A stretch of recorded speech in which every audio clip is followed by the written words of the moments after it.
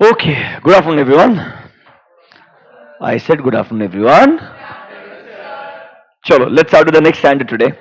कल हमने 530 को डिस्कस किया था. आज शुरू करते हैं एस ए 520 के साथ में. That is your analytical procedures. Come back to page number 520. Page number 1C.38 S A 520. Analytical review procedures. देखो अगेन, जैसे आपका 240 और 530 इंपॉर्टेंट स्टैंडर्ड्स है, वैसे ही 520 भी एग्जाम पर्सपेक्टिव से काफी इंपॉर्टेंट स्टैंडर्ड है.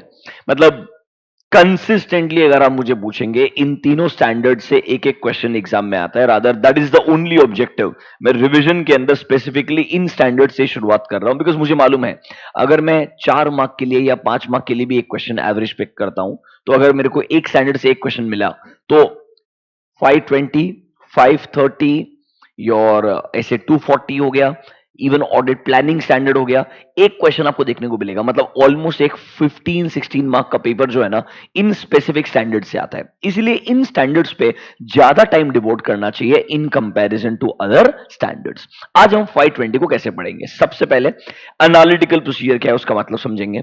फिर सर इसके अंदर नॉर्मली एनालिटिकल प्रोसीजर ऑडिट के कौन से फेज में लगाया जाता है वो डिस्कस करेंगे. अगर लेट्स से हम प्लानिंग फेज में एनालिटिकल प्रोसीजर लगा रहे हैं, तो हमारा ऑब्जेक्टिव क्या है ये हमको पता होना चाहिए.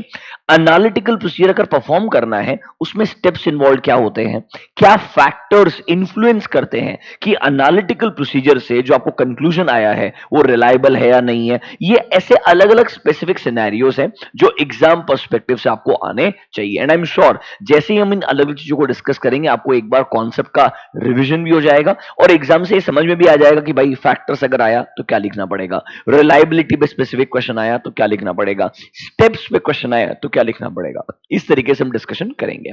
Can we get started.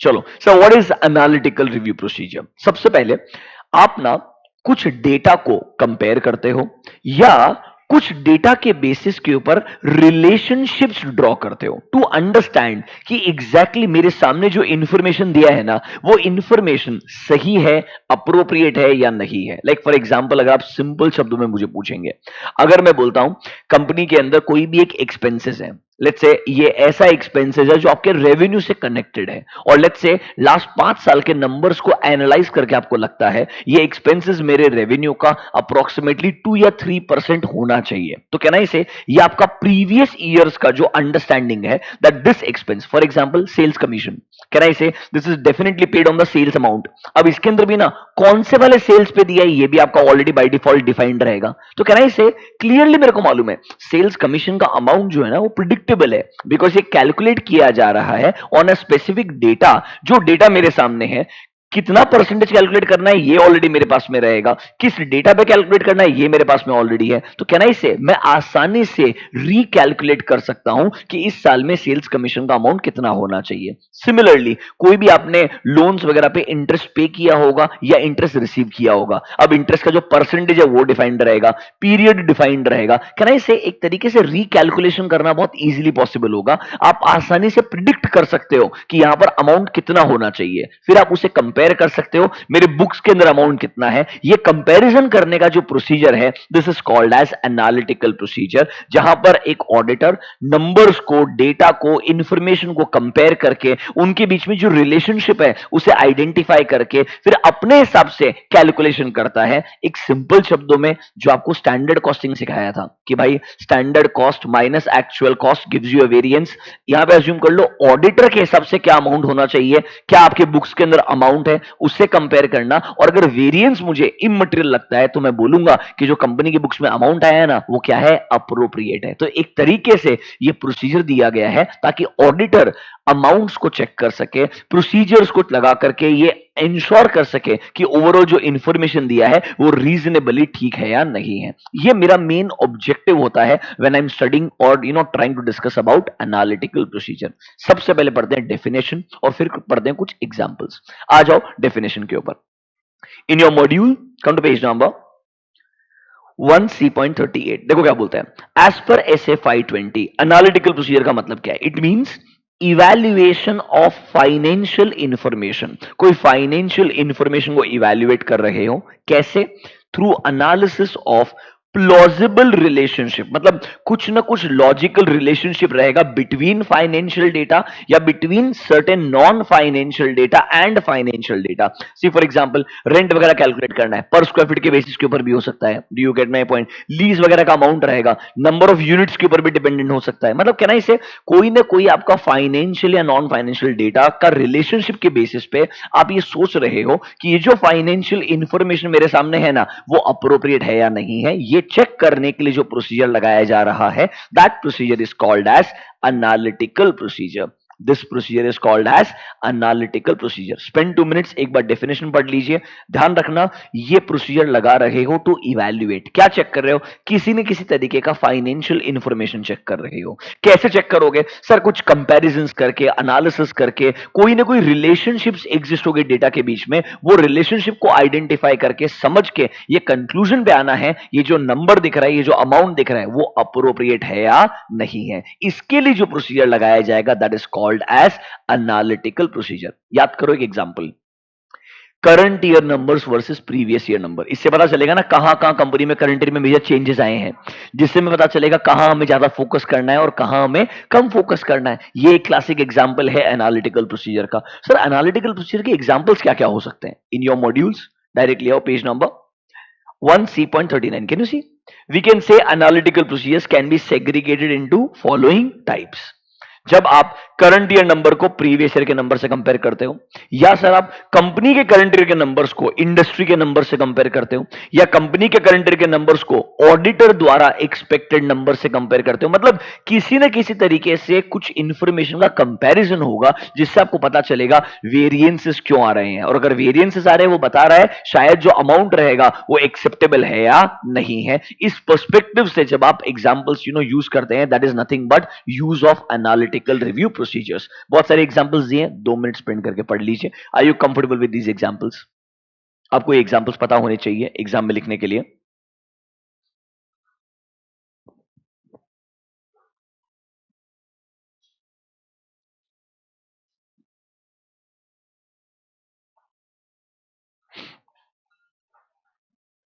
Online students, याद आ रहा सब कुछ? Are you able to recall?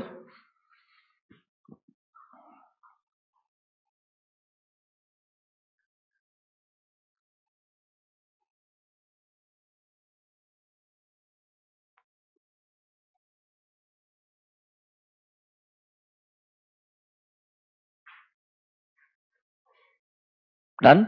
अब मुझे बताओ एनालिटिकल प्रोसीजर्स नॉर्मली ऑडिट के कौन कौन से फेजेस में यूज किया जाता है? We use them at all 3 phases. Planning में भी यूज करते हैं, ऑब्वियसली एग्जीक्यूशन में अमाउंट चेकिंग के लिए तो यूज करते ही हैं, and during the completion of audit, near the end of the audit, हम उस टाइम पर भी फाइनल एनालिटिक्स करके कॉन्सेप्ट पढ़ाया था मैंने आपको, कि सब कुछ चेक करने के बाद में वापस से एक बार कंपैरिजन करेंगे करंट ईयर नंबर्स को प्रीवियस ईयर के नंबर्स के साथ में, और इस बार जो चेंजेस आ रहे हैं ना, ये जो वेरिएंसेस हैं, क्या आपने इनके ऊपर कंफर्ट ऑब्टेन कर लिया है क्या? एक तरीके से ओवरऑल कंक्लूजन ड्रॉ करने के लिए आप फाइनल लेवल पे भी एनालिटिकल प्रोसीजर लगाते हो। तो बेसिकली प्लानिंग फेज में भी आता है, एग्जीक्यूशन फेज में भी आता है, एंड कंप्लीशन फेज के अंदर भी आता है। तीनों फेजेस के अंदर हम लोग एनालिटिकल प्रोसीजर्स का इस्तेमाल करते हैं। एग्जाम पर्सपेक्टिव से सबसे ज्यादा इंपॉर्टेंट जो है वो है एग्जीक्यूशन फेज, क्योंकि ऐसे जो बनाया है वो बनाया 520 500 सीरीज इज योर एग्जीक्यूशन वाला सीरीज, जहां पर आप एविडेंसेस ऑब्टेन करते हो। मतलब यहां पर ना जब आप ऑडिट परफॉर्म कर रहे हो, अमाउंट चेक करने के लिए जो स्टैंडर्ड बनाया है वो ऐसे 520 बनाया है। मतलब ये आपको एग्जीक्यूशन फेज के हिसाब से स्टैंडर्ड बना के दिया है। हालांकि स्टैंडर्ड में बताया है कि प्लानिंग फेज में भी आएगा, एग्जीक्यूशन में भी आएगा और कंप्लीशन में भी आएगा।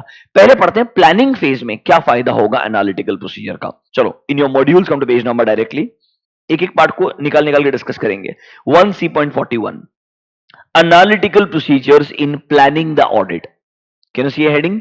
Analytical procedures in planning the audit. सब प्लानिंग फेज में हमें एनालिटिकल प्रोसीजर का फायदा क्या होगा? सुनो, मैंने आपको एक कॉन्सेप्ट बताया था, प्रिलिमिनरी एनालिटिक्स।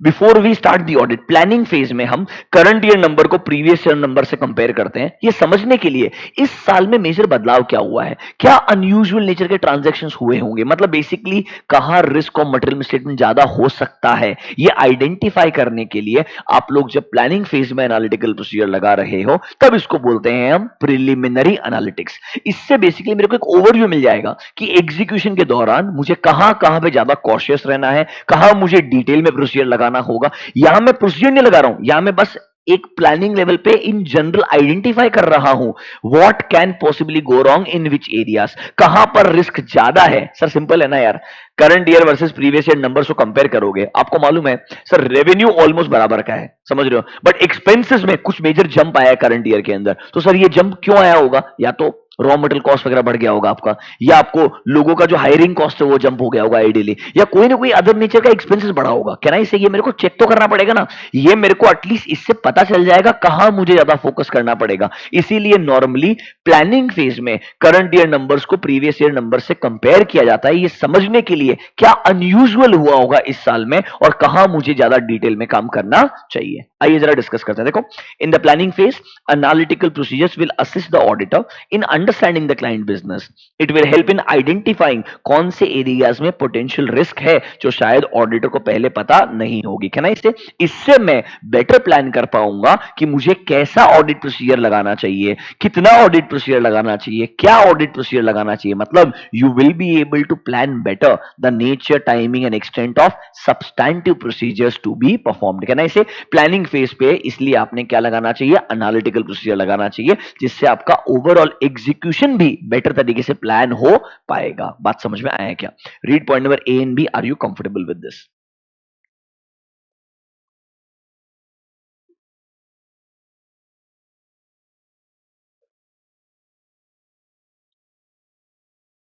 ठीक है,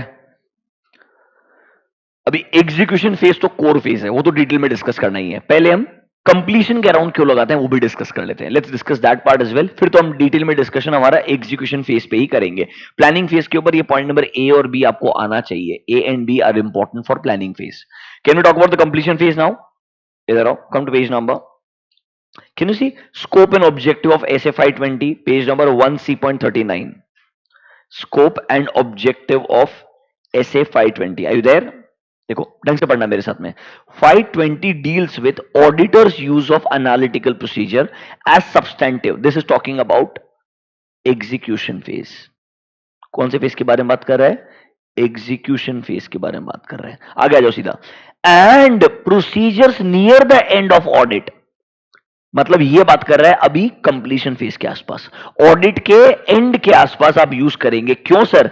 this will assist the auditor to form an overall conclusion on financial statement. मतलब सर कंप्लीशन फेज के आसपास अगर आपने एनालिटिकल प्रोसीजर लगाया है ना, इससे आपको एक ओवरऑल कंक्लूजन मिलेगा। जस्ट इमेजिन, सिंपल समझो, previous year, current year, variances, ये वेरिएंसेस ज्यादा दिख रहे थे इसलिए आपने डिटेल में काम किया होगा, आपने प्लान किया, फिर काम किया होगा।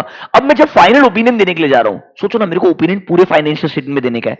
डोंट यू थिंक एक पार्टनर को पूरा फाइनेंशियल स्टेटमेंट को line item by line item in general compare करना चाहिए कि भाई ये जो वेरिएंसेस हमने 4 महीने पहले सोचे थे, क्या सब पे मेरे को कंफर्ट आया कि नहीं आया?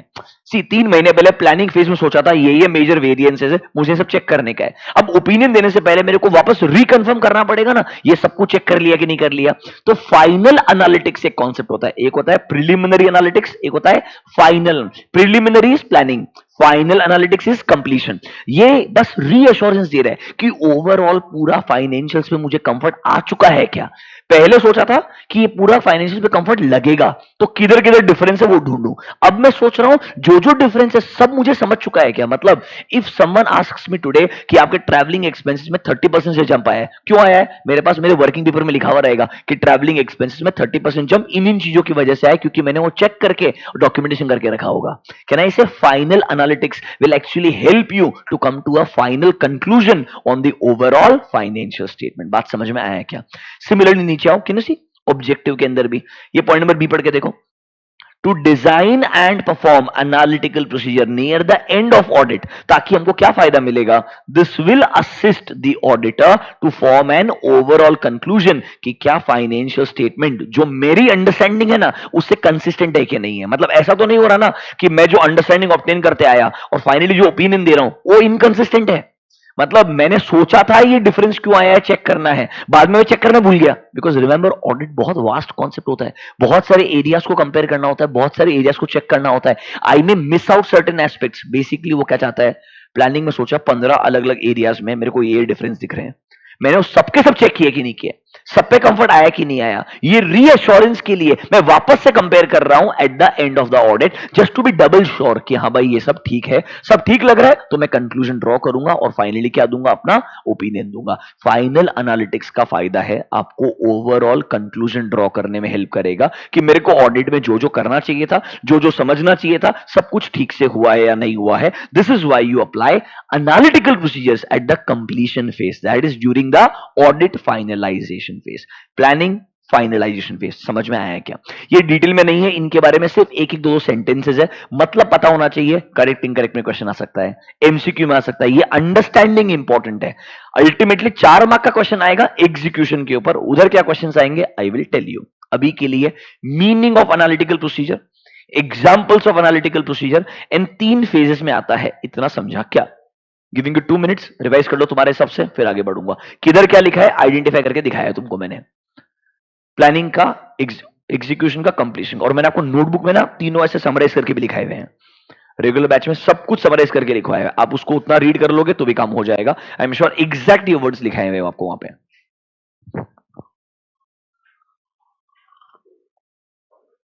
ऑनलाइन स्टूडेंट सो रहे हो क्या जग रहे हो?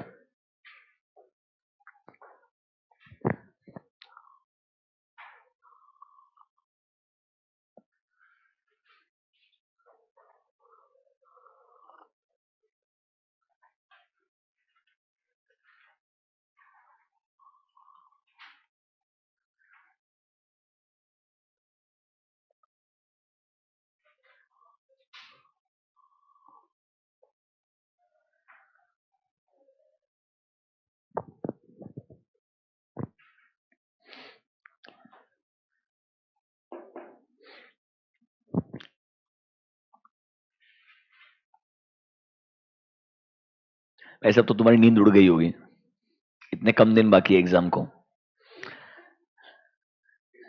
फिर भी नहीं उड़ी, फिर टेंशन वाला काम है यार। उसी बात का टेंशन है कि टेंशन ही नहीं आ रहा है। अच्छा बच्चे ने काउंटिंग करना, एक बच्चा बोल रहा है 39 डेज, ये टेंशन वाला काम है?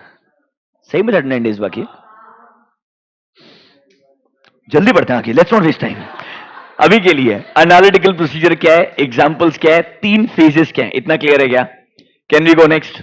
अभी सीधा डिस्कशन करेंगे एग्जीक्यूशन फेज में, जहां पर हम अमाउंट टेस्टिंग के लिए, प्लीज समझो, मेन कॉन्सेप्ट जो डेवलप किया था ना, गलत नहीं है, जो एक्चुअली फोकस है ना वो पूरा एग्जीक्यूशन फेज में, जब हम ऑडिट में सब्सटैंटिव प्रोसीजर लगा रहे हैं। क्या लगा रहे हैं? Substantive procedure. हमारे पास अमाउंट टेस्टिंग करने के 2 तरीके थे, एक था टेस्ट ऑफ डिटेल, दूसरा था एनालिटिकल प्रोसीजर। कहना इसे, ये एनालिटिकल प्रोसीजर कहलाता है सब्सटैंटिव एनालिटिकल प्रोसीजर। अगर एग्जाम के क्वेश्चन में लिखा हुआ है सब्सटैंटिव एनालिटिकल प्रोसीजर, इसका मतलब है वो किस पर्सपेक्टिव से बात कर रहा है? अमाउंट टेस्टिंग पर्सपेक्टिव से बात कर रहा है, एग्जीक्यूशन फेज के हिसाब से बात कर रहा है। प्लीज इंपॉर्टेंट है, एग्जाम में आप सेंटेंस पढ़ते वक्त ये वर्ड चेक करना, are they using only analytical procedure और are they using substantive analytical? If it is only analytical, वो प्लानिंग के हिसाब से भी हो सकता है, वो कंप्लीशन के हिसाब से भी हो सकता है, but the word is substantive analytical, मतलब प्योरली अमाउंट टेस्टिंग के पर्सपेक्टिव से रहेगा। ये वर्ड आपको पता होना चाहिए। सर एग्जीक्यूशन फेज में इस सब्सटैंटिव एनालिटिकल प्रोसीजर का फायदा क्या है? सब्सटैंटिव एनालिटिकल प्रोसीजर आपको हेल्प करेगा to obtain sufficient and appropriate audit evidences, to obtain sufficient and appropriate audit evidences. And remember, we always use a combination of test of detail plus substantive analytical, क्योंकि याद रखना substantive analytical procedure आपके assumptions पे dependent होता है, judgement पे dependent होता है, इसीलिए आपको 100% रिलायबल एविडेंस नहीं दे सकता है। याद आया कि आपको आइडियली, तो इसीलिए हम क्या करते हैं, कॉम्बिनेशन यूज करते हैं, test of detail plus substantive analytical procedure. Is this clear to you? Sir why do we have substantive analytical procedure? Objective क्या है, पढ़ लो ऑब्जेक्टिव। सर हमारा मेन ऑब्जेक्टिव है to obtain relevant and reliable audit evidences using which procedures, substantive analytical procedure. ये point number A can I say is written from execution phase point of view, point number B is from completion phase point of view. आपको मतलब समझ में आ रहा है क्या? इस standard का एक ही प्रॉब्लम है, लैंग्वेज समझना बहुत जरूरी है, वरना क्वेश्चन नहीं समझेगा आपको। ये नंबर ए जो है वो एग्जीक्यूशन फेज के हिसाब से है, बी जो है कंप्लीशन फेज के हिसाब से है। वापस से 2 मिनट दे रहा हूं, ये एसएफआई 20 का मेन ऑब्जेक्टिव है। इधर ऑब्जेक्टिव में प्लीज सुनो, प्लानिंग लिखा ही नहीं है। ऑब्जेक्टिव ऑफ द एसे में प्लानिंग लिखा ही नहीं है, बट सुनो प्लानिंग में भी आता है, उसको अलग से लिख के दिया है। तो जब उन्होंने स्टैंडर्ड लिखना शुरू किया ना, पूरा फोकस किया एग्जीक्यूशन पे एंड कंप्लीशन फेज के ऊपर। बाद में उन्होंने प्लानिंग फेज में भी रेलेवेंट है ऐसा लिख के दिया है, होता तीनों फेज में, ध्यान रखना। But while writing objective they focused only on 2 phases. But remember planning phase में भी है, पहले वही पढ़ाया मैंने आपको। क्लियर है क्या? पक्का? 1 मिनट स्पेंड कर लो, वापस ऑब्जेक्टिव पढ़ लो, आगे बढ़ूंगा।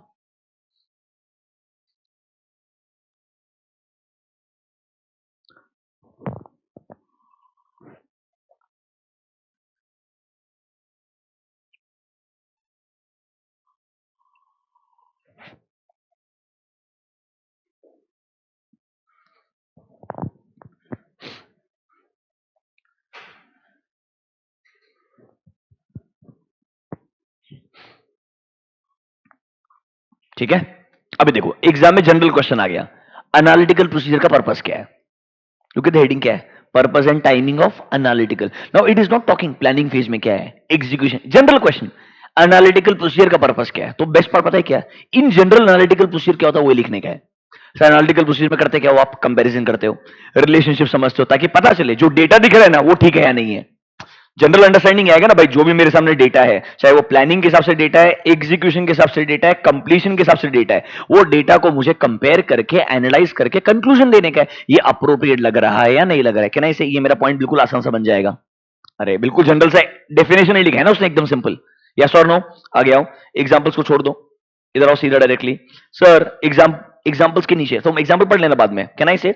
सबसे इंपॉर्टेंट नोट क्या है सर, एनालिटिकल प्रोसीजर से हमें हेल्प मिलता है टू आइडेंटिफाई, क्या आइडेंटिफाई कर पाओगे, एग्जिस्टेंस ऑफ अनयूजुअल ट्रांजैक्शन और इवेंट्स। प्लानिंग में यही लिखा था, मतलब जो तुम्हारा अंडरस्टैंडिंग तुम लिख दोगे ना, आंसर मैच हो जाएगा। पहले डेफिनेशन लिख दिया, सर एनालिटिकल प्रोसीजर का फायदा क्या होगा, it will help us to identify unusual transaction, unusual events या अनयूजुअल सर्कमस्टेंसेस जो हमको नॉर्मली पता नहीं चले होंगे, कंपैरिजन करके शायद उनका आइडेंटिफिकेशन इजीली पॉसिबल होगा। पढ़ो, अमाउंट, रेशोस, ट्रेंड, ये सब लगाओगे ना तभी पता चलेगा कि सर क्या कुछ अनयूजुअल ट्रांजैक्शन है क्या, जिनका इंपैक्ट आ सकता है, किस पे आ सकता है इंपैक्ट, ऑडिट के ऊपर। फॉर एग्जांपल ये कंपैरिजन करके पता चला सडनली हमारे कोई तो एक एक्सपेंसेस में, अभी देखो क्या होता है ना, जो ब्रॉडर लेवल पे एक्सपेंसेस देख रहे हो अमाउंट बराबर लग रहा है करंट या प्रीवियस ईयर का, पर जब एक्सपेंसेस का बाइफरकेशन देखा तो पता चला last year legal professional fees बहुत सारा पे किया था, इस साल लीगल प्रोफेशनल फीस इतना पे नहीं किया। Do you get my point? क्योंकि लास्ट ईयर नए केसेस फाइल हुए थे, तो इस साल नए केसेस कुछ थे ही नहीं, उधर फीस में जंप नहीं आया, बट आपके जो अदर एक्सपेंसेस बढ़ गए। Are you understanding ma'am? और कॉम्पनसेटिंग इफेक्ट आ गया होगा टोटल एक्सपेंसेस के अंदर। मतलब कभी कभी आपको ओवरऑल लेवल पे कॉम्पनसेटिंग इफेक्ट दिखेगा, बट जब ड्रिल डाउन करोगे, डिटेल में जाओगे तो पता चलेगा ना कि नहीं नहीं, इस पर्टिकुलर नेचर ऑफ एक्सपेंस में सिग्निफिकेंट जंप आया है, वो क्यों आया है समझना बहुत जरूरी है। हो सकता है इस बार लॉयर को पैसा उधर देने के बजाय कोई और तरीके से दिया है। बात समझ में आया है क्या? So I am just trying to say, अगर इस तरीके का कोई अनयूजुअल सिनेरियोस रहेंगे, ये इन कंपैरिजन से बेटर समझ में आ सकते हैं। क्या पॉइंट समझ में आया आपको? नीचे देखो सर, अनयूजुअल और unexpected relationships which are identified will help the auditor in identifying, ultimately क्या करना है, रॉम आइडेंटिफाई करने का है, और अकॉर्डिंगली क्या लगाने का है, ऑडिट प्रोसीजर लगाने का। मतलब पर्पस क्या है, पर्पस यही है भाई, ऐसा कुछ अनयूजुअल है तो ढूंढो, अकॉर्डिंगली रॉम समझो और अकॉर्डिंगली अपना ऑडिट प्रोसीजर डिजाइन करके अप्लाई करो, ताकि आपका कंक्लूजन क्या हो सके, अप्रोप्रिएट हो सके। बेसिक सा पर्पस लिख के दिया, एकदम जनरल, एक बार रीड करने के बाद आप आराम से लिख पाओगे, यस और नो।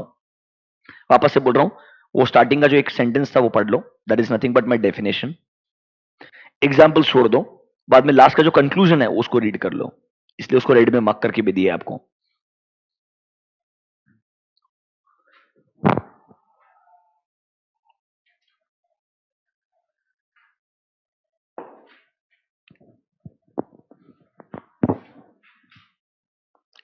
वो दिखता डेंजरस है स्टैंडर्ड की, बहुत डिटेल में लिखा है, अंदर कंटेंट बहुत लिमिटेड है। 5-6 क्वेश्चन ढंग से पढ़ लिया ना, खत्म हो गया स्टैंडर्ड। ऑनेस्टली 530 इसके कंपैरिजन में बहुत ज्यादा डिटेल में है। This standard just looks challenging because बहुत पर्सपेक्टिव से लिखा है, लैंग्वेज सिमिलर नेचर का है, बहुत एग्जांपल्स लिख दिए हैं, थोड़ा कंफ्यूजिंग इसलिए लगता है, अदरवाइज कुछ ग्रेट नहीं है स्टैंडर्ड में। डन। अगला देखो, timing of analytical procedure. Sir हमको मालूम है ये तीनों फेजेस में आएगा, mark 3 keywords, all phases, planning में भी आएगा, टेस्टिंग एग्जीक्यूशन में भी आएगा एंड कंप्लीशन फेज में भी आएगा। ये तीनों से हमने शुरुआत किया था ऑलरेडी, तीनों का मतलब आपको ऑलरेडी मालूम है। प्लानिंग में आपको ए और बी आना चाहिए, यस और नो। कंप्लीशन के अंदर मैंने आपको ऑब्जेक्टिव में जाके पॉइंट नंबर बी दिखाया, ऑब्जेक्टिव का पॉइंट नंबर बी कंप्लीशन के ऊपर था, यस और नो। आगे बढ़ोगे डायरेक्टली। अब जो अगला हेडिंग दिख रहा है क्या, सब्सटैंटिव एनालिटिकल प्रोसीजर, हम कौन से फेज में आ गए अभी, टेस्टिंग फेज में आ गए क्या। जैसे ही वर्ड देखो सब्सटैंटिव एनालिटिकल हो गया, मतलब हम अमाउंट टेस्टिंग पे आ गए हैं। हम कहां पर आ गए, अमाउंट टेस्टिंग में, मतलब हम कौन से फेज पे आ गए, टेस्टिंग फेज या एग्जीक्यूशन। अब इधर क्या करने का, अमाउंट पे कंफर्ट चाहिए, सिंपल है। क्या स्टेप्स रहेंगे, सबसे पहले क्या रिलेशनशिप एग्जिस्ट करती है बिटवीन डेटा, पहले कोई रिलेशनशिप है क्या, जैसे मैंने आपको बोला सेल्स कमीशन सेल्स पे डिपेंडेंट है, समझ लो मेरा बात। लेट्स से ट्रैवलिंग का जो रीइंबर्समेंट है सिर्फ सेल्स एम्प्लॉय को मिलता है, तो कहना ही से सेल्स एम्प्लॉय के सैलरी पे डिपेंडेंट रहेगा आपने ट्रैवलिंग एक्सपेंसेस, मतलब कुछ ना कुछ आपने ऐसा रैशनल पर्सपेक्टिव रहेगा जिसपे वो खर्चा डिपेंडेंट रहेगा। Do you get my point, वो समझना पड़ेगा क्या रिलेशनशिप है बिटवीन डेटा, कोई रिलेशनशिप है कि नहीं है। अगर है तो उसको समझ के आप क्या करोगे, थोड़ा सा डेटा लेके आओगे, उसको बोलते हैं बेस डेटा। क्या बोलते हैं, बेस डेटा, जिसके बेसिस के ऊपर आप अपना कैलकुलेशन करते हो कि मेरे हिसाब से अमाउंट कितना होना चाहिए। एक एग्जांपल बोलते हैं, सिंपल सा एग्जांपल लेते हैं, इलेक्ट्रिसिटी एक्सपेंसेस चेक करने का है। क्या चेक करने का है, electricity expenses. Let's say major जो आपका इलेक्ट्रिसिटी का खर्चा है ना, मैन्युफैक्चरिंग कंपनी है, मैन्युफैक्चरिंग प्लांट की वजह से जितना यूनिट्स बनाओगे, क्या मैं उससे मेरा इलेक्ट्रिसिटी एक्सपेंसेस रिलेट कर सकता हूं, बिल्कुल कर सकता हूं, कॉस्टिंग में पढ़ाया होगा। तो क्या करूंगा मैं, month on month units produce का डेटा लेके आऊंगा, समझ लो मेरा बात, और एक पर यूनिट रैशनल कैलकुलेशन कर लूंगा मेरा इलेक्ट्रिसिटी का बिल कितना आना चाहिए। फिर मंथ ऑन मंथ जितने मेरे यूनिट्स है उसके हिसाब से टोटल बिल का अमाउंट कितना बनता है ये मैं रिकैलकुलेट करूंगा, और देखूंगा ओवरऑल साल भर का अमाउंट जो है बराबर लग रहा है या नहीं लग रहा है। Are you understanding my point. किसी एक आध महीने के अंदर लाइट कम कट गया होगा तो कहना चाहिए डीजल एक्सपेंसेस आएगा, जनरेटर का इस्तेमाल किया होगा, यस और नो, लॉजिकल है कि नहीं है। ये इस पर्सपेक्टिव से सोचूंगा तो कैलकुलेट कर पाऊंगा ना कि मेरे हिसाब से अमाउंट कितना होना चाहिए, फिर कंपनी के बुक्स में कितना है उससे कंपेयर करूंगा, वेरिएंस अगर मटेरियल है तो मैं इन्वेस्टिगेट करूंगा। Simple example of analytical procedure. लगाना चाहिए कि नहीं लगाना चाहिए, यस। तो इधर आओ सर, एनालिटिकल प्रोसीजर को हम टेस्ट ऑफ डिटेल के साथ में यूज कर सकते हैं। किसके साथ में यूज कर सकते हैं, टेस्ट ऑफ डिटेल। तो आपके पास ऑप्शन होता है या तो सिर्फ टेस्ट ऑफ डिटेल लगाओ, या सिर्फ सब्सटैंटिव एनालिटिकल प्रोसीजर लगाओ, या यूज करो दोनों का कॉम्बिनेशन। इस वर्ड को मार्क करना, दोनों का कॉम्बिनेशन, ठीक है। आगे बढ़े, आगे बढ़े। स्टेप्स क्या होते हैं sir, how do we actually apply substantive analytical procedure. Come to page number 1C.45. Can you see analytical procedures used as substantive test? Brackets में लिखो steps. Normally steps involved क्या होते हैं while applying substantive analytical procedure? Steps involved क्या होते हैं while applying substantive analytical procedure? Page number 1C.45. सबसे पहले देखो, क्या एक एरिया पे सब्सटैंटिव एनालिटिकल प्रोसीजर लगाना सूटेबल भी है या नहीं है। अरे देखो ना, कोई अगर एरिया प्रिडिक्टेबल ही नहीं है, पहली बार कोई आपने नया प्रोडक्ट बना के बेचना शुरू किया है, उसका कोई हिस्ट्री नहीं है आपके पास में, अगर वो प्रिडिक्टेबल है ही नहीं तो शायद सूटेबल होगा ही नहीं वहां पे एनालिटिकल प्रोसीजर लगाना। नंबर वन, क्या इस एरिया पे जहां पर आप सब्सटैंटिव एनालिटिकल प्रोसीजर लगाना चाहते हो वहां पे सूटेबल भी है to apply analytical procedure. If yes तो हम आगे बढ़ेंगे। नंबर टू, कुछ रिलेशनशिप के बेसिस पे या अंडरस्टैंडिंग के बेसिस पे कोई डेटा ऑब्टेन किया जाएगा जिसके ऊपर आप कैलकुलेशन करना चाहोगे। तो number one, whether it is suitable to apply. Number two is obtaining your reliable data, कुछ ऐसा डेटा जिसके बेसिस के ऊपर आप एक्चुअली में अपना एक्सपेक्टेशन डेवलप कर पाओगे। देखो अल्टीमेटली करना क्या है, ऑडिटर के हिसाब से एक्सपेक्टेशन डेवलप करना है, कंपनी के एक्चुअल्स को कंपेयर करना है और वेरिएंस निकालने का है। खुद का एक्सपेक्टेशन कैलकुलेट करने के लिए कुछ ना कुछ बेसिस लगेगा, बेसिस के लिए डेटा लगेगा, यस और नो। वो डेटा रिलायबल होना चाहिए। डेटा क्या होना चाहिए, रिलायबल। अगर लेट्स से कंपनी का लास्ट 5 साल का ऑडिटेड डेटा ले रहा हूं, रिलायबल डेटा है, लास्ट 5 साल का डेटा जो ऑडिटेड है, जहां दिख रहा है कि ये एक्सपेंसेस रेवेन्यू का इतना परसेंटेज होता है एवरेज लास्ट 5 साल में। ये एक रैशनल रिलेशनशिप है, एक रिलायबल डेटा है, जिसके बेसिस के ऊपर मैं कैलकुलेट कर रहा हूं कि करंट ईयर में कितना खर्चा होना चाहिए। फिर कंपेयर करूंगा एक्चुअल नंबर से और आइडेंटिफाई करूंगा वेरिएंस आ रहा है या नहीं आ रहा है। तो number 1, whether it is suitable to apply, मतलब उसके लिए वो एरिया प्रिडिक्टेबल होना चाहिए। दूसरा चीज, base data, reliable data obtain करना पड़ेगा। फिर आपको अपना एक्सपेक्टेशन डेवलप करना पड़ेगा। आगे देखो क्या बोलेगा, accordingly develop an proper expectation and then you will compare your expected data with the actual data to find out कि क्या कोई डिफरेंस दिख रहा है क्या। अगर डिफरेंस मटीरियल है तो क्या करना पड़ेगा, इन्वेस्टिगेशन करना पड़ेगा। अगर डिफरेंस इमटेरियल होगा तो आप उसको एक्सेप्ट कर सकते हो। Basic application of substantive analytical procedure समझा क्या? सेम चीज क्लास नोट्स में स्टेप बाय स्टेप लिखवा के दिया है। क्लास नोट्स अगर सामने है तो आपने ये हेडिंग लिखा होगा, steps involve in substantive analytical procedure. वहां पे जो पॉइंट्स लिख के दिए हैं आराम से रीड कर लीजिए, आपका अंडरस्टैंडिंग रीस्टैब्लिश हो जाएगा।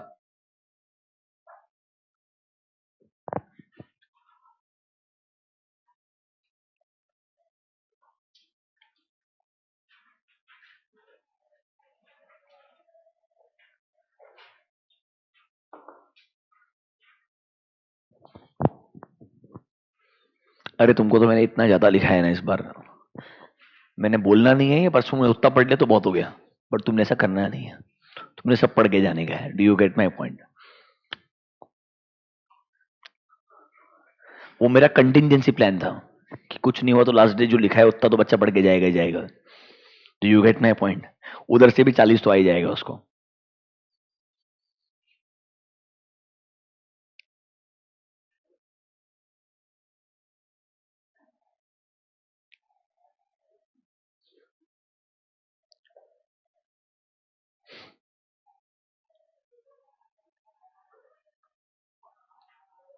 डन, आगे बढ़े।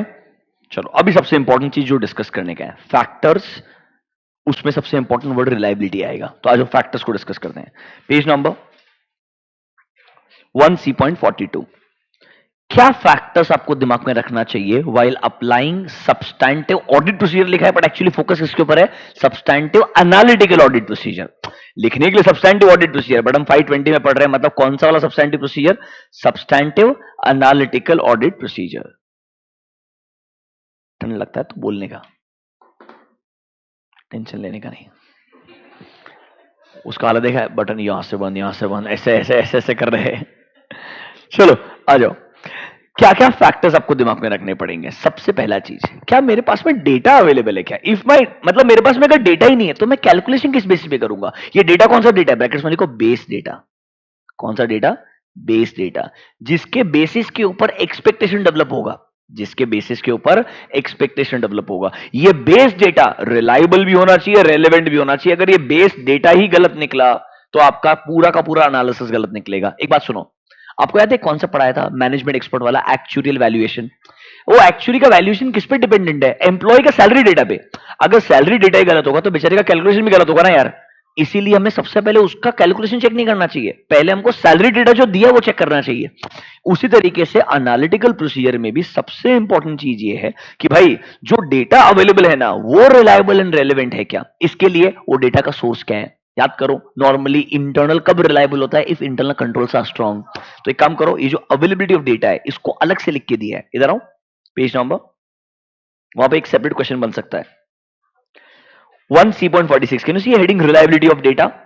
सब बताया मैंने आपको, ये उधर लिखा तक पढ़ा देखो अभी तक, बेस डेटा वैलिडेशन, और अलग से क्वेश्चन आएगा ये भी बताया है।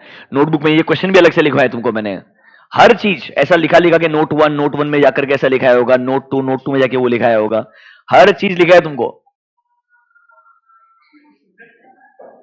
कम टू रिलायबिलिटी ऑफ डेटा। देखो सबसे पहले सोर्स ऑफ इंफॉर्मेशन क्या है, मतलब sir obviously source will play important role whether the data will be reliable और नॉट। नंबर 2, सर ये डेटा कंपेरेबल है क्या? पता चले, सुनो, आप इंडस्ट्री के डेटा को अप्लाई कर दो कंपनी में, बट सर इस कंपनी का काम करने का तरीका ऐसा है कि आप किसी भी डायरेक्ट इंडस्ट्री से कंपेयर नहीं कर सकते हो। मतलब जस्ट इमेजिन आप टाटा मोटर्स का नंबर कंपेयर कर रहे हो ओवरऑल ऑटोमोटिव इंडस्ट्री से, it's difficult because Tata Motors के अंदर कमर्शियल व्हीकल भी है, कंज्यूमर व्हीकल भी है, एंड उसका जेएलआर वाला जो बिजनेस है वो भी है। तो आप कौन सा डेटा पिक करोगे? आप डायरेक्टली इंडिया का ऑटोमोबाइल का डेटा आप डायरेक्टली पिक नहीं कर सकते हो, आपको अलग अलग सेक्टर का डेटा पिक करना पड़ेगा, फिर कंपैरिजन करना पड़ेगा, तो डायरेक्टली डेटा शायद कंपेरेबल नहीं होगा। नेक्स्ट देखो, nature and relevance of financial information available. देखो सर, इंपॉर्टेंट ये भी है, ये जो इंफॉर्मेशन जो आप यूज कर रहे हो ना, वो रेलेवेंट भी है क्या? फॉर एग्जांपल, कंपनी का बजटेड डेटा यूज कर रहे हो, बट ये बजटेड डेटा कोविड के पहले का था, बट आफ्टर कोविड कहने से बजट सिग्निफिकेंटली चेंज हो गए होंगे आइडियली। मतलब सर, डेटा का सोर्स अच्छा है, डेटा बनाने वाले लोग सही है, बट वो रेलेवेंट नहीं है। मतलब मेरे लिए दोनों चीजें इक्वली इंपॉर्टेंट है, relevance and reliability of data. तब जाके मैं बोलूंगा हाँ, ये डेटा अगर अवेलेबल है तो शायद मेरा सब्सटैंटिव एनालिटिकल प्रोसीजर रिलायबल हो सकता है, मेरे को शायद सब्सटैंटिव एनालिटिकल प्रोसीजर यूज करना चाहिए। मतलब before I decide whether to apply substantive analytical procedure or not, point number 1, is reliable and relevant data available? That is dependent on the source, the comparability, the nature and relevance. ये सब चीजों के base पे decide करूंगा हाँ भाई सही data है या नहीं है। Is point number 1 clear to you? Come back to factors. आ जाओ फैक्टर्स के ऊपर। फैक्टर नंबर 1 हो गया। नंबर 2 देखो क्या बोलता है, can you see word disaggregation? कल ही बताया था कॉन्सेप्ट स्ट्रैटिफिकेशन। डेटा जितना डिसएग्रीगेट, मतलब इट्स ऑपोजिट ऑफ एग्रीगेशन, जितना लॉजिकल तरीके से डिवाइड हो सकता है उतना उस पे एनालिसिस करना बेटर होगा। ब्रॉडर लेवल पे एनालिसिस आसान नहीं होता है, सब पॉपुलेशन पे एनालिसिस बेटर होता है। सो डिसएग्रीगेशन जितना पॉसिबल होगा उतना सब्सटैंटिव एनालिटिकल प्रोसीजर ज्यादा रिलायबल हो पाएगा। That is my point number 2। Number 3, account type. Sir, किस टाइप के डेटा के ऊपर आप एक्चुअली में एनालिटिकल प्रोसीजर लगा रहे हो? देखो नॉर्मली ये बोलेगा इनकम स्टेटमेंट को जो लाइन आइटम्स होते हैं, जो एक्सपेंसेस वगैरह होते हैं, क्योंकि क्या साल भर का नंबर होता है, सो साल भर का करंट ईयर का number with the previous year पूरे साल भर का नंबर कंपेरेबल रहेगा। बैलेंस शीट में क्या होता है, एसेट्स में याद है कि आपको ओपनिंग बैलेंस भी आता है, एडिशन डिलीशन ऐड होता है, फिर क्लोजिंग बैलेंस आता है। तो डायरेक्टली क्लोजिंग बैलेंसेस कंपेरेबल नहीं होते, क्योंकि करंट ईयर का डेटा के साथ साथ में प्रीवियस ईयर का ओपनिंग बैलेंसेस भी ऐड होते जाता है। इसीलिए बोलते हैं इनकम स्टेटमेंट वाले जो लाइन आइटम्स होते हैं वो ज्यादा कंपेरेबल होते हैं, ज्यादा प्रिडिक्टेबल होते हैं। देखो क्या बोलता है, substantive analytical procedures are more useful for certain types of accounts, like income statement accounts tend to be more predictable because they reflect, mark the word, accumulated transaction over a period। पूरे साल भर का number साथ में आता है। In case of balance sheet items ऐसा नहीं होता है। ऐसा कैसा स्टेटमेंट उठाएगा, करेक्ट इनकरेक्ट क्वेश्चन बना देगा। मैं आपको बता रहा हूं, जहां लॉजिकल मतलब है ना, वही क्वेश्चंस करेक्ट इनकरेक्ट बनते हैं, कुछ और अलग रॉकेट साइंस नहीं होता है। और सुनो, 240, 520, 530 इंपॉर्टेंट स्टैंडर्ड्स है। आप ऑलमोस्ट हर अटेम्प्ट के अंदर एक एक क्वेश्चन करेक्ट इनकरेक्ट में भी देखोगे। करेक्ट इनकरेक्ट में नहीं आया तो एमसीक्यू में डाल देंगे। समझ में आएगा मेरा बात? इसीलिए वो स्टैंडर्ड्स का अंडरस्टैंडिंग अच्छे से आना चाहिए। Let them ask any question, कोई दिक्कत नहीं आएगा। Are you comfortable? आगे देखो, सोर्स।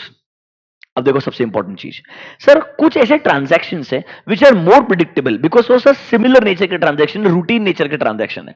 अब वो इलेक्ट्रिसिटी एक्सपेंसेस हर महीने पे करना ही है, मेरे को मालूम है। रेंट अमाउंट हर महीने पे करना ही है, हर महीने रिसीव करना ही है। जो रूटीन नेचर के ट्रांजैक्शन होते हैं ना, वो ज्यादा प्रिडिक्टेबल होते हैं, उन पे एनालिटिकल प्रोसीजर लगाना आसान होता है। बट सर कुछ ऐसे नॉन रूटीन नेचर के ट्रांजैक्शन, मतलब unusual transaction, once in a while, predict कैसे करोगे उनको? मतलब जो फॉर एग्जांपल पेंडिंग लिटिगेशन की वजह से आप नया प्रोविजन क्रिएट कर रहे हो, वो हर साल नहीं क्रिएट करते होंगे यार। हर साल केस अलग हो सकता है, सिचुएशन अलग हो सकती है। शायद उन सिग्निफिकेंट ट्रांजैक्शंस को प्रिडिक्ट करना आसान नहीं होगा, वहां पर शायद आप एनालिटिकल प्रोसीजर्स इतना इजीली नहीं लगा पाओगे। ये बता रहा है क्या क्या चीजें दिमाग में रखोगे before deciding substantive analytical procedure लगाऊं या नहीं लगाऊं। नंबर 1, डेटा अवेलेबल है क्या? नंबर 2, कितना डिसएग्रीगेशन पॉसिबल है, कौन से एरिया पे आप एनालिटिकल प्रोसीजर लगा रहे हो। सर ये जो सोर्स है, मतलब बेसिकली जो ट्रांजैक्शन है, वो रूटीन नेचर का है, नॉन रूटीन नेचर का है। जो सोर्स है ना, ये एक्चुअली में सोर्स नहीं है, ये नेचर होना चाहिए।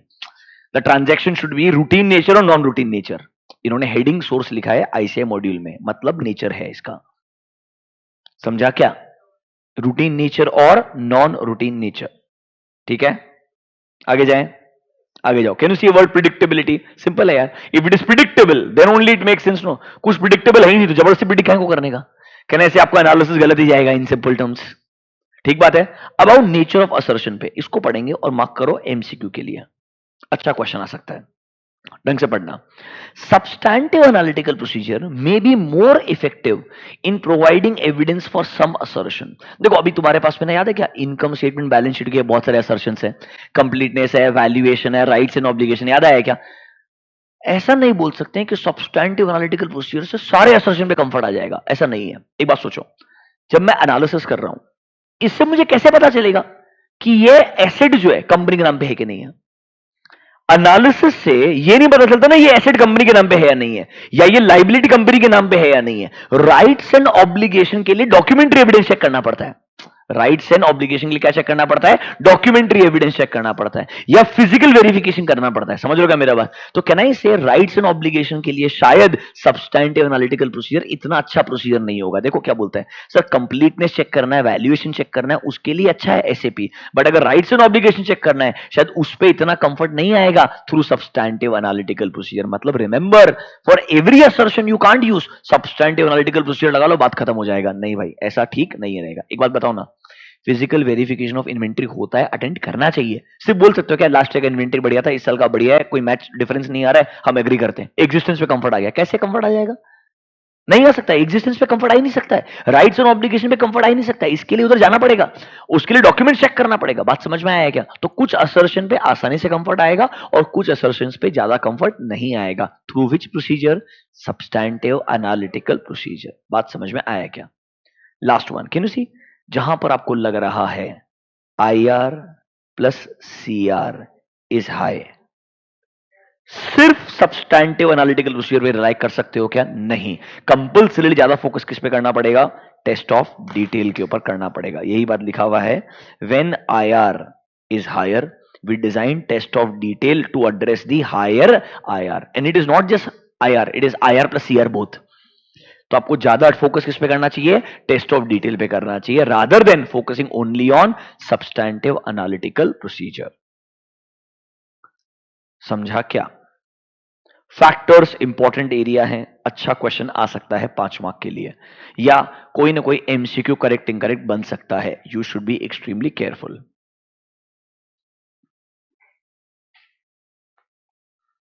ऑनलाइन स्टूडेंट समझ में आ रहा है क्या?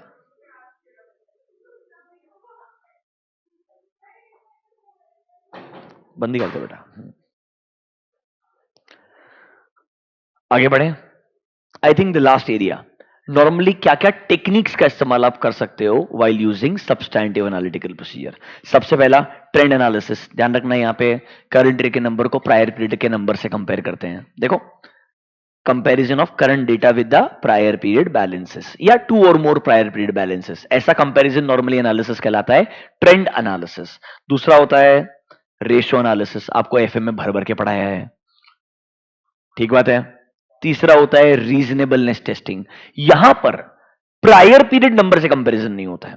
यहां पर एग्जांपल देखो, interest expense against interest bearing obligation, मतलब डिपॉजिट्स का अमाउंट निकालोगे, लोन का अमाउंट निकालोगे, इंटरेस्ट का परसेंट, मतलब non financial data and financial data को यूज करके एनालिसिस कर रहे हो, ये जो अमाउंट है ना ये रीजनेबल है कि नहीं है। फॉर एग्जांपल तुमने बोला इंटरेस्ट का खर्चा 40 लाख रुपए का है, 40 लाख रुपए किस बेसिस पे निकाला आपने? सर कोई ना कोई लोन का अमाउंट रहेगा, परसेंटेज रहेगा, पीरियड रहेगा, तो मैं रिकैलकुलेट कर सकता हूं ना खुद से। I am not dependent on the prior period data, I am focusing on non financial and financial data, जहां पे मैं लॉजिकली कैलकुलेट कर सकता हूं ये अमाउंट रीजनेबल लग रहा है या नहीं लग रहा है। This kind of test is called as reasonableness testing. नीचे एग्जांपल्स पढ़ लो एक बार फटाफट से।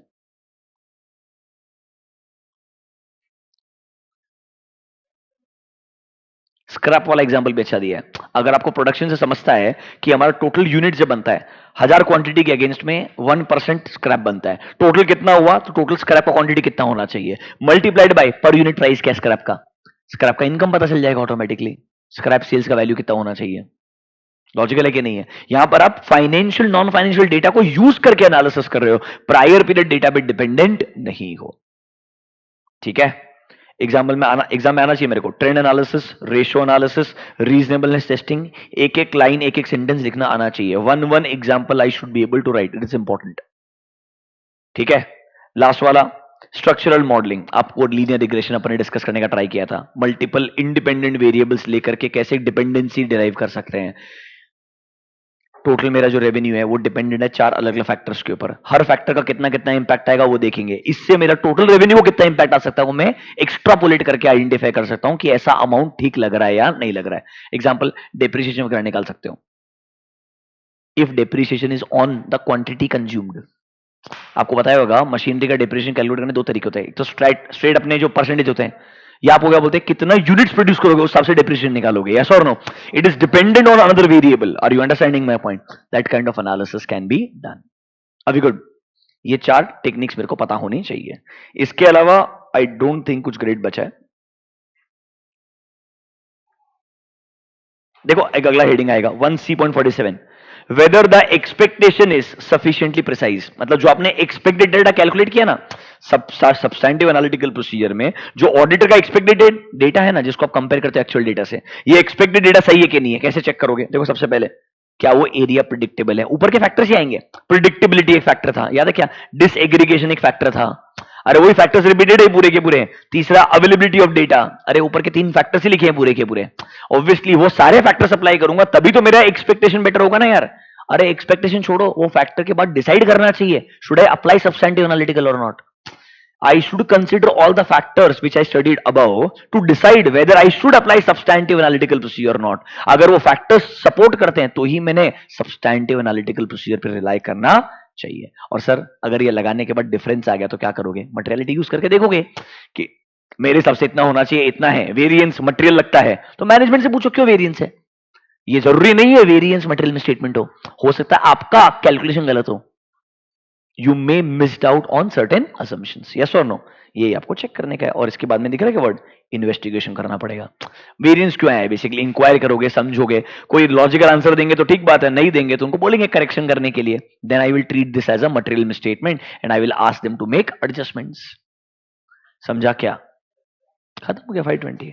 मतलब ऐसा देखने के लिए लगता है। लास्ट वाला हेडिंग देख लो, ये कंप्लीशन फेज का एक सेंटेंस लिखा हुआ है, analytical procedure that assist when forming an overall conclusion. Can I say it is talking about the completion phase? जो ऑब्जेक्टिव में पढ़ाया था ना, point number B, same point यहां लिखा हुआ है। समझा क्या? पक्का? एग्जाम के हिसाब से मेरे को कहां बहुत ज्यादा फोकस करना है? Meaning of analytical procedure, 3 phases. Phases में planning phase and execution phase बहुत इंपॉर्टेंट है। कंप्लीशन फेज में मालूम होना चाहिए, इससे मेरे को ओवरऑल कंक्लूजन आता है। प्लानिंग फेज, एग्जीक्यूशन फेज बहुत इंपॉर्टेंट है, ठीक है? Then I should know by heart factors which I should consider before applying substantive analytical procedure and techniques. दोनों स्ट्रेट फॉरवर्ड 4-4, 5-5 मार्क के क्वेश्चन रहे हैं। टेक्निक्स क्या क्या यूज कर सकते हो आप सब्सटैंटिव एनालिटिकल प्रोसीजर में, एंड क्या क्या फैक्टर्स को दिमाग में रखना है, ये मेरे को आना चाहिए, ठीक है? इसके अलावा इन जनरल अंडरस्टैंडिंग रखना कि भाई रिलायबिलिटी ऑफ डेटा के लिए सोर्स इंपॉर्टेंट है, कंपेरेबिलिटी इंपॉर्टेंट है, रेलेवेंस ऑफ डेटा इंपॉर्टेंट है। ये फैक्टर पढ़ोगे तो रिलायबिलिटी ऑफ डेटा अपने आप कवर हो जाएगा उसके अंदर ही, क्योंकि फैक्टर नंबर 1 ही अवेलेबिलिटी ऑफ डेटा था। समझा क्या मेरा बात? That perspective if you keep in mind you are sorted. ये इन्वेस्टिगेशन वगैरह not great important, because ultimately इसका मतलब बहुत सिंपल है कि डिफरेंस जो मिला है वो मेरे को इवैल्यूएट करने का कि मटेरियल है कि नहीं है। If it is material in nature I will apply inquiry, perform alternative procedure to understand ये डिफरेंस क्यों आ रहा है, एंड उसके बाद मुझे कंक्लूजन ड्रॉ करने का है, कुछ और नया नहीं है इधर। अभी गुड, लास्ट पेपर देखें क्या पूछा एग्जाम में। खत्म हो गया analytical procedure. Read point number F, correct incorrect question. SF 520 deals with auditors use of analytical procedure as substantive procedure, दिख रहा है क्या वर्ड ब्रैकेट में? substantive analytical procedure and procedures near the end of audit that will assist the auditor in preparation of financial statements. ढंग से question पढ़ो वापस से, read the question carefully. Point number F,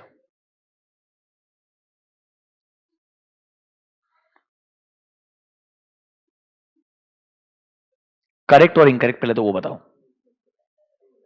correct और incorrect? Obviously incorrect यार, क्यों? ये line पढ़ो, ये लाइन पढ़ो, assist the auditor in preparation of, ऐसा कौन सा कॉन्सेप्ट है? Auditor is never responsible to prepare financial statements, तो 100% इनकरेक्ट है वो तो बात समझ गयो, ठीक है? पहला स्टेटमेंट सही है, मतलब ये एक स्टेटमेंट में आधा पार्ट सही आधा पार्ट गलत है। अरे तुम्हारा किधर से कॉपी किया है? ऑब्जेक्टिव ऑफ 520 से कॉपी किया है, अभी जस्ट पढ़ा तुमको ऑब्जेक्टिव ऑफ 520, जाओ तुम्हारे मॉड्यूल में, गो टू ऑब्जेक्टिव ऑफ ऐसे 520। अरे भाई near the end of audit हम क्यों लगाते हैं? To form an overall conclusion on financial statement. ये बोल रहे प्रिपरेशन ऑफ फाइनेंशियल स्टेटमेंट, बोला ना एकदम बीकॉम लेवल का, कोई लॉजिक ही नहीं होता है यार, मतलब ठीक है। सेंटेंसेस पे खेलते हैं, it's just that how carefully you can read the sentence.